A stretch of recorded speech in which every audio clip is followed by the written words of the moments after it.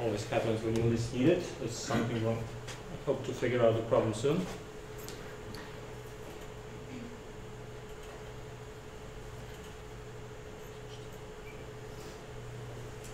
Okay, here we go.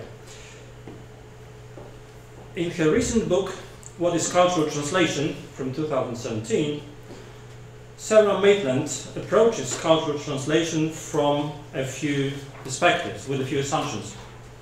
One, communication is not a transition of meaning, but its very creation. Two, meaning is both advanced and contested in and through translation, which in its essence tackles difference. Translation is not a transfer. Etymologically, it comes from Latin translatus, which is past participle of transfere, to bring over, carry over. So it's not that, despite its etymology, but a mediation of difference. Difference is definable as a worldview contained in language, or in any language, and it is but one worldview among many. Mediation of and between worldviews is an interpretation. That's the fifth assumption. It exists insofar as we interpret. Now, I find this very attractive, sounds very attractive, but rather abstract, and the question is, what do we make of it? Let's go into a few details. Now, at the turn of the 17th century, a rather well-known English playwright made one of his major protagonists say, to be or not to be. And when he did that, he didn't really expect to be shaping not only the English language, but also lots of other languages through translation, including Polish. The Polish być albo nie być has entered the Polish idiom for good. You ask any person in the street and they will know it. You ask them where it comes from. Some of them will know it, some of them won't. If you happen to hit one of our students, hopefully will know it. Others may not. Some people will simply shrug their shoulders. It's just a cliche. It's an idiom that's commonly known. A useful slogan. Okay? It's simply what you say in Polish. But is it Polish? Is it Polish? The extent to which it has been naturalized, appropriated into Polish, suggests that it is.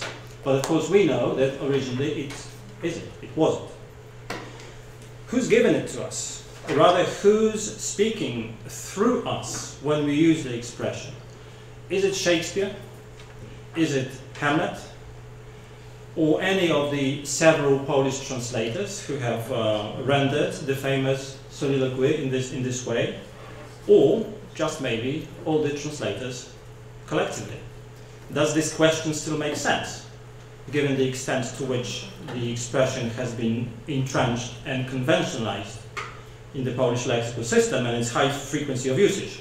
These and other questions necessarily arise as we probe into these issues. But we also have another problem here. The Polish rendering of Hamlet's soliloquy is now living a life of its own. I dare say it's not very close to its English original. And by the way, why is it the English original? Why not Danish? After all, something is rotten in the state of Denmark. Isn't that right, Carsten? It's a third cousin twice removed, so to speak. We compare the Polish with the English original. Have a look at the random sample of a few usages from the PWN corpus of Polish. On the left, you've got the Polish original. On the right, the English translation of that. So these are the typical contexts. For example, that money is there be or not to be. I have to tell them straight away if they'll be getting the dough tomorrow. Or the center is be or not to be.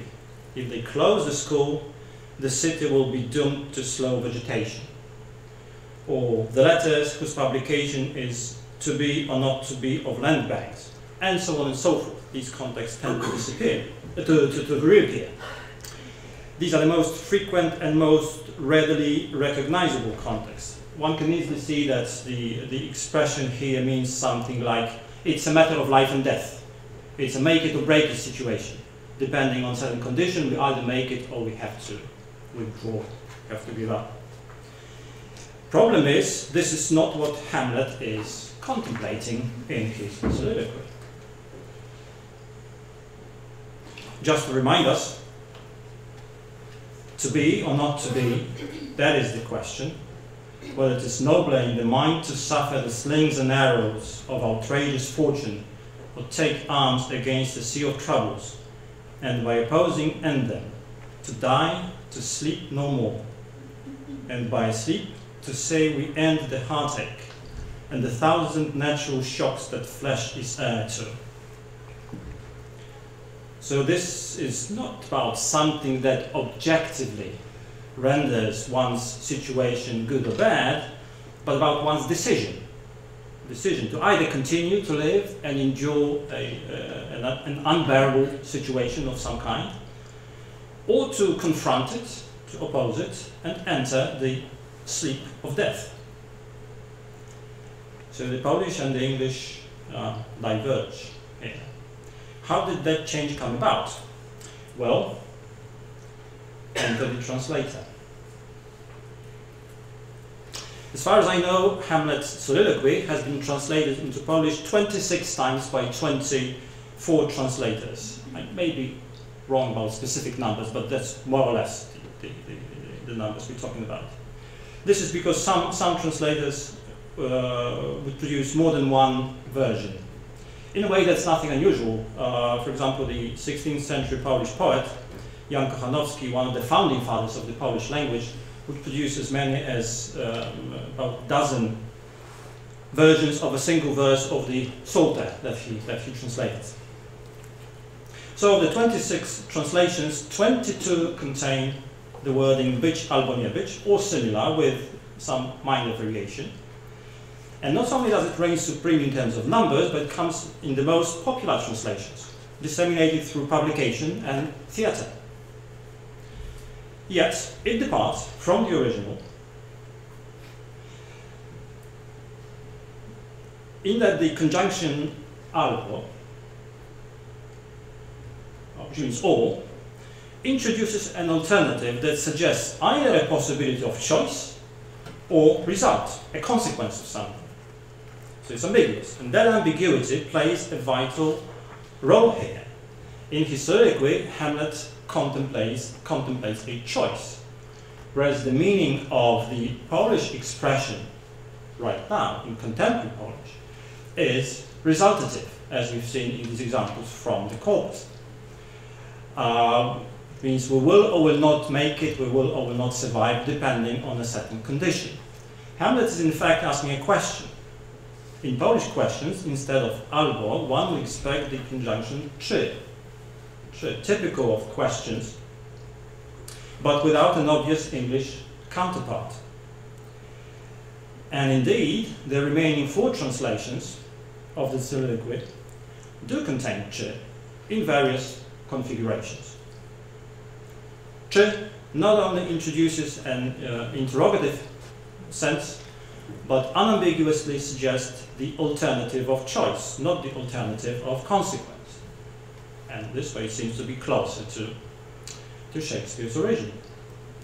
So why have these translations lost against albo? Why do we say this rather than that? Are those generally weaker translations? Is that the reason? Or is it because they are on average older ones? For those of you familiar with Polish literature, the list of these translators here contains a number of very well-known figures, authoritative figures. Well, it seems that that version, być albo nie być, is prosodically attractive and pleasing to the ear compared with the other one. Być czy nie być and the others are not so attractive prosodically. Some are based on a different rhythm, accentuation pattern, or meter. Above all these, it seems that they lose through an accumulation of difficult to pronounce affricates and fricatives, which is a major drawback in the text designed for the stage. Okay? The more open, more flowing vowel-based albo comfortably beats the harsh and clusterly być czy też nie być. Whoever then talks to us, whether it's Shakespeare, Hamlet, or the translators, or the actual actors from the stage, it is also the lexical and phonological system of Polish that does the talking. And at the end of the day, all of these voices contribute to the semantics of this probably most famous verse in European or generally Western drama. Now, it sometimes happens that the voice of the translator overshadows other voices. Such was the case with Irena Tuwim's rendering of Winnie the Pooh into Polish. Polish readers have been growing up with it for nearly 90 years now. It has introduced into the Polish language several expressions and orthographic gimmicks. And we are happy to have here with us Monika Adamczyk-Grabowska, sitting right there, who in the 1980s caused a major furor by retranslating the two books in a way that showed that Winnie is not really a boy, as we had been accustomed to think, that the characters from the 100-Acre Wood are not so amiable as Tuwim, the first translator, had made them. And then, in general, the atmosphere of the world we had internalized from Tuwim's translation does not match the atmosphere of the original. A good part of the critical response to Monika's magnificent translation, I must say, was positive, but not all of it. Not to mention the predominantly unfavorable reaction of the general readership. As it turned out, she was fighting a losing battle. If she ever wanted to fight a battle, probably not. The Polish Winnie the Pooh stayed what it had always been. It is the first translator's creation loosely based on the English original. A clear case of what Jorge Luis Borges calls the original being unfaithful to the translation.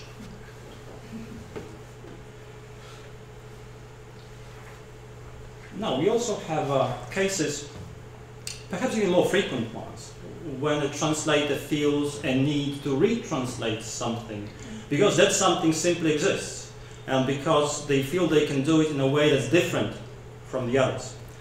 This was the motive behind Elżbieta Tawakowska's 2012 translation of Alice's Adventures in Wonderland. Professor Tawakowska is with us here as well. Chronologically, it's the 10th Polish translation of the book. And here's the cover of this beautifully designed volume with illustrations by Tuve Jansson. And as it turns out, at least one more translation followed. Now, let me mention one more very recent case of someone daring to redo another classic of world literature. I have in mind Jacek Dukaj's colonization of Conrad's Heart of Darkness. It's a very recent thing, probably came out last month. Dukaj himself calls it a polonization, not a translation. Produced after 6 translations of the novella had already appeared. It's Conrad writing the story anew in Dukaj's head for the 21st century Polish reader. I must say it's a very unusual read, a singular example of domestication, perhaps. It bears a palpable mark of Dukaj's idiosyncratic interpretation, viewpoint, and style. And this begins with the very title. Contrary to the sacrosanct tradition of calling it jądro ciemności in Polish, jądro literally core of darkness, as all the other translators have done, Dukaj goes for serce ciemności, which at its face value sticks closer to the original. The English heart is Polish serce. Okay? But serce is positive. We say things like tu bije serce stolicy. This is where the heart of the nation capital beats. Or simply, this is the heart of the nation's capital. Now, is there anything positive about Conrad's Heart of Darkness? In this respect, Jądro, Kul, seems to fit Conrad's gruesome spiritual quest better. Is then Dukaj merely being original or provocative? Or is he trying to subvert the axiology of the whole thing? I'm hoping to gain more insight into this darkness from James Underhill's paper on the heart later today, when James arrives. Now, the question of what translators or translations do to the target language has been tackled by one of our significant absentees, Eliza Pietru-Karniska, who regrettably had to withdraw from the conference. But her abstract is in the program, who did a great study on the linguistic view of God and of the world in translations of German theology into Polish. This involves what she refers to, following George Steiner, as an incarnation of a foreign idea in the target linguistic worldview, or an infection of the target language with an unwelcome alien concept. Whatever the case, we must translate. As James Underhill once said to me in a friendly chat we were having, if we aren't translating, we aren't talking. No other way after Babel. But Babel isn't only a curse, it's also a blessing. It forces us to make an effort of understanding. Paradoxically, in a world where languages are dying on a massive scale, we aren't necessarily closer to understanding. And to quote Sarah Maitland again, to understand language is to understand what it means to be human, to understand the mystery of the other, but also the mystery of oneself. Understanding involves a recognition of worldviews, the worldviews that come in and with languages, that are a matter of form as much as they are of content, the worldviews that get petrified, propagated, distorted, disregarded, accepted or rejected as speakers of those languages engage in contact and in the art of translation. Except that to call translation art is a little bit of a cliche, but to call it love is not. And now John Levitt will do precisely that. He'll be talking about translation as philology, as love. John works at the Department of Anthropology, University of Montreal in Canada. His areas of expertise are ethnolinguistics, ethnopoetics, and the language-culture nexus. He deals with, I'm quoting here from the university website, epic and oracular texts from central Himalayas, comparative Indo-European mythology, and identity and performance among Hindu immigrants to Canada, unquote.